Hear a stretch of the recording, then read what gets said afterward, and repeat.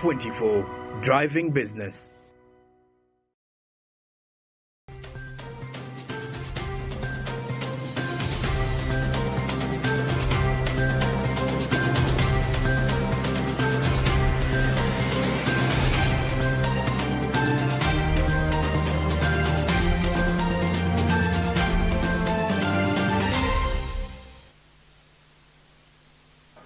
Welcome back from that short commercial break.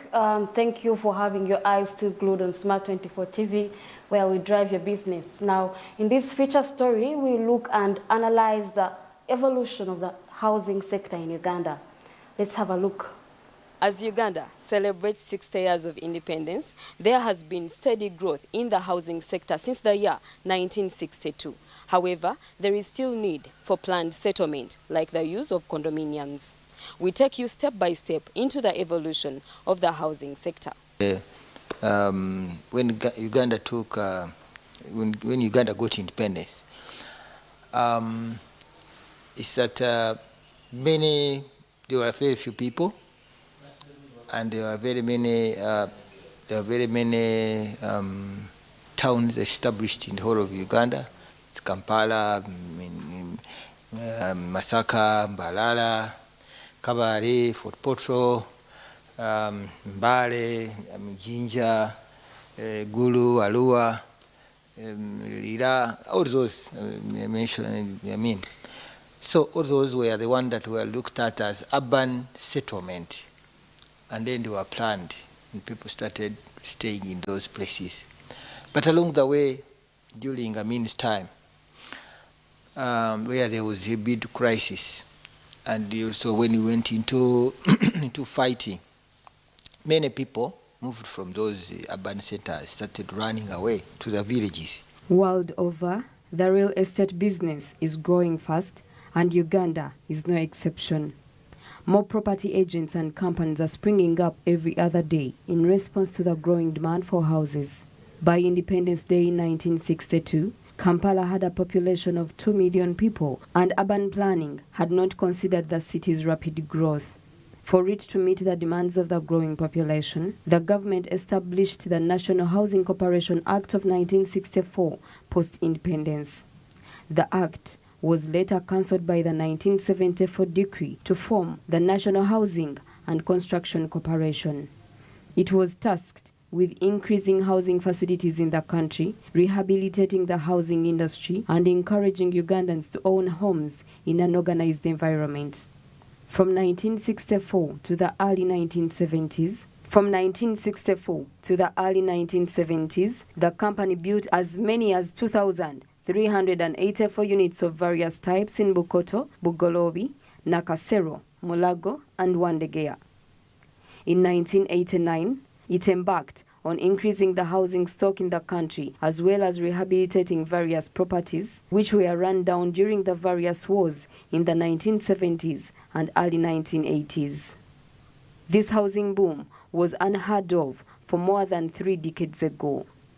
Anatoli Kamugisha, the pioneer of organized settlements in Uganda, reveals that houses in estates are fast becoming the choice of preference today, as they are easy to buy compared to a single bungalow that you have to take loads of time to build.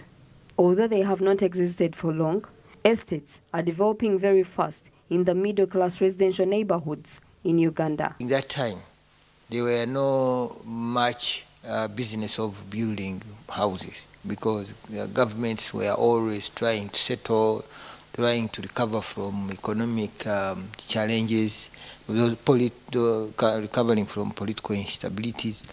So they concentrated in working on other things. But human settlement, planned human settlement, has been a very big problem. However, the economy has improved and people want to own property now. So, what have been the driving factors for the development of the housing sector? There are so many housing, so many developers, and there are so many banks now providing mortgages. So now the problem of lack of construction funding, lack of mortgages, lack of estate developers, there are now many. So as far as I'm concerned now, I see it is a very big development. And of course, you know, business thrives where there is stable political stability. And we have been having stability for over 35 years, 40 years. So, I mean, everything is now been okay. So many houses that have been constructed. To meet the needs of the young emerging market, companies and banks have come up with cheaper ways like the use of mortgages. This way, tenants who are less affluent are also likely to afford living in closed communities. We as the developers, now we are coming up with very nice products, affordable housing concepts, whereby now you'll be able to have your apartment at a very pocket-friendly, and you'll be able to get a mortgage and you keep on paying for about 10 years, then property becomes yours. Instead of paying rent for 10 years and you remain a tenant, but now you pay what would be your rent to the banker now, because the banker will pay the developer for you keep on paying the bank. According to the Lands Ministry statistics, over 2,000 housing units are set up annually. At least 60% of the dwelling structures in the country are roofed with iron sheets. Throughout the years, a number of real estate developers have come into the construction sector. Professionals like quantity surveyors, architects, civil engineers, and valuation have gained popularity nowadays due to this growth in the housing sector. This is equally reflected by the rising number of house brokers and mortgage facilities offered by banks with new innovations, including stone-roofed houses. Real estate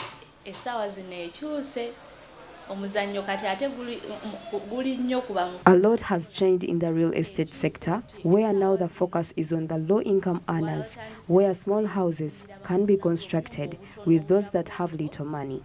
However much we need those big houses, the percentage of low-income earners is high. As Ugandans, we have innovated roofing houses using stones.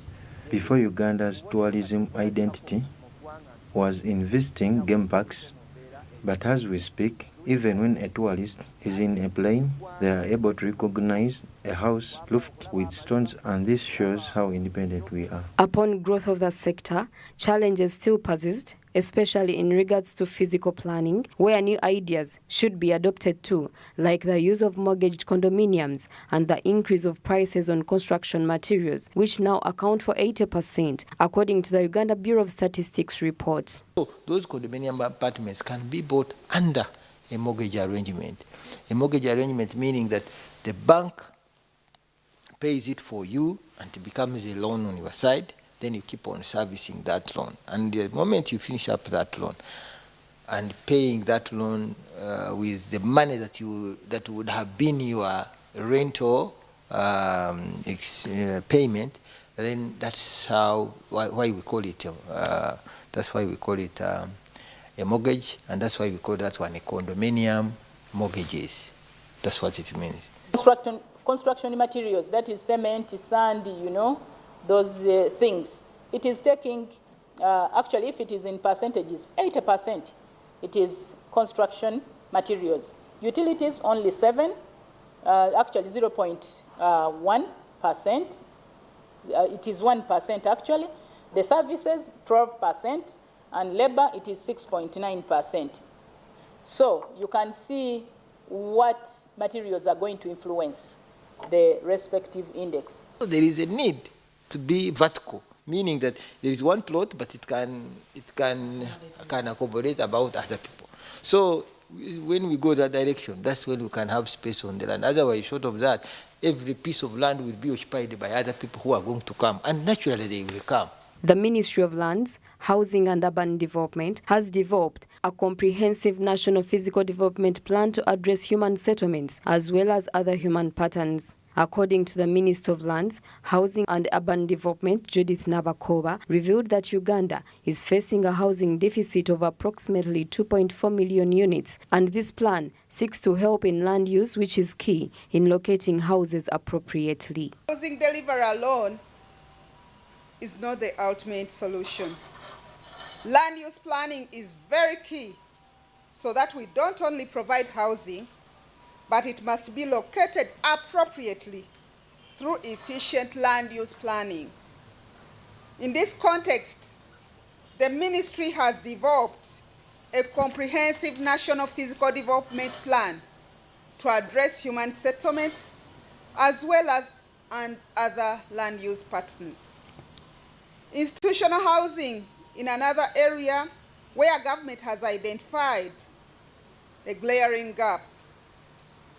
Housing for the armed forces, health and education institutions is very critical for addressing the needs of the relevant workforce in government. Uganda's population growth rate is 3.5%. At 5.99%, Uganda's urbanization rate is high, and this is complemented by high population growth. This has resulted in 48.3% of the country's urban population living in the ever-growing informal settlements. Approximately 94.5% of the population live in informal settlements and do not have access to basic sanitation services. Over the last financial year ending June 2021, Uganda's economy has grown by 0.3% to 3.3% from 3.0% recorded in 2019-2020 financial year. This growth pattern is owing to expansions in household sector demand, supported by a strategy of monetary easing pursued by the monetary authorities after the earlier slump in growth attributed to COVID-19 and lockdown measures on the economy. However, the housing sector continues to operate. Naomi Mtumba, Smart 24 TV. Thank you, Naomi Mutumba, for that report. Now, Business Today ends here, and thank you for being part of us. There is a stream live on YouTube at Smart 24 TV, and the same goes for our other media platforms. My name is RONAH, and it's a good night from us.